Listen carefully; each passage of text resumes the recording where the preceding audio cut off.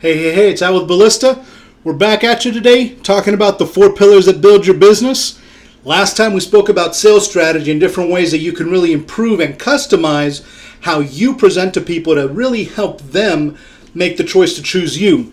Today we're going to talk about something that's infinitely more complicated, and that is business strategy. Now, the problem with business strategy is it encompasses so many areas of a business. When figuring out what the margin for your business is, there are a lot of things you need to take into account. Your employee costs, which are going to be variable.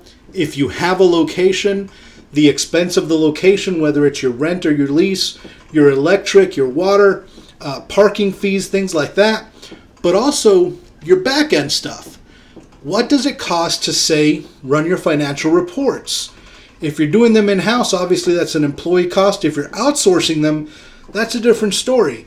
But what about, for a merchandiser, things like storage and warehousing? So there are a lot of different factors that really go into figuring out what your business strategy is. It's all encompassing. So you need to look at your finances, obviously. But when it comes to finances, there are a lot of different factors to really consider. Starting with something as easy as, and really the first step in starting your business, what kind of business is it? Is it a corporation where you're having to respond to shareholders? Is it an LLC where it's just yours? Is it a C Corp where the taxes are separate from your own personal taxes? All of that really matters when figuring out what structure you want to follow. So from finances, how are those finances figured? Are you doing them in-house, or do you have someone doing them? There's no real right or wrong answer. It really depends on what you're most comfortable with and really what your business is capable of doing. Sometimes the best answer is to hire somebody. Zen Bookkeeping, for example, does an amazing job of making sure that your books are up to date and they give you the reports you want when you want them, whether it's on a monthly basis, on a quarterly basis, or on an annual basis. So finding somebody that really works with you and can partner with you on the financial side is really important to drive your business forward. Outside of finances, what are your expenses? Now, there are a lot of expenses within a business that can really drive your margin out of whack. I mentioned a few of those earlier. Now, obviously, we know some of the easy ones, rent and your regular bills, but what about shipping costs? If you have a product that you're selling and you're shipping it, there's a lot that goes into the shipping costs, right? You have not just the postage, but you also have the packaging of it. How are those costs impacting your margin? Going from there, if it requires a third party, what are the fees associated with that third party? Whether it's traditional postage where you have like a Pitney Bowes machine, or if you have a corporate account with FedEx or UPS, what fees are associated with those that are going to really affect your margin? Another fee that a lot of companies don't ever consider are credit card fees. Every credit card merchant operator out there has fees associated with their accounts. So how are those fees affecting? Now, online businesses have all kinds of fees that they don't even think about.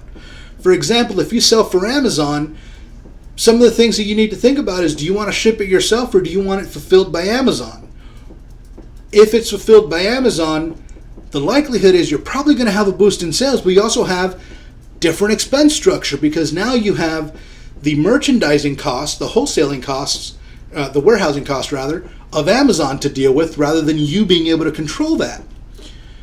So there are a lot of different small things that go into figuring out what your margin is. Here's another big one that a lot of people don't think about.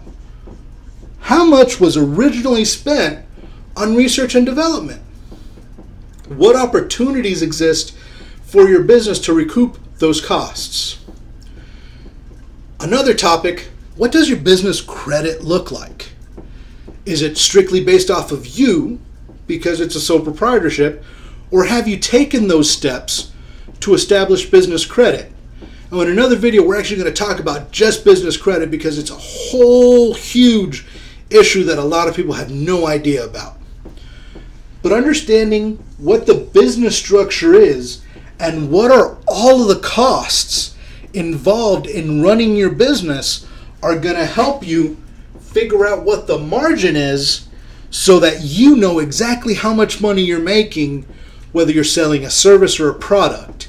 Every time it goes out the door, what is your net profit? Unless you know that, it's going to be really difficult to make sure that you're moving forward. I've seen it 1,000 times. Individuals say, oh yeah, no, my margin is 30%. And we look at what their costs are, and margin ends up being 3 or 4.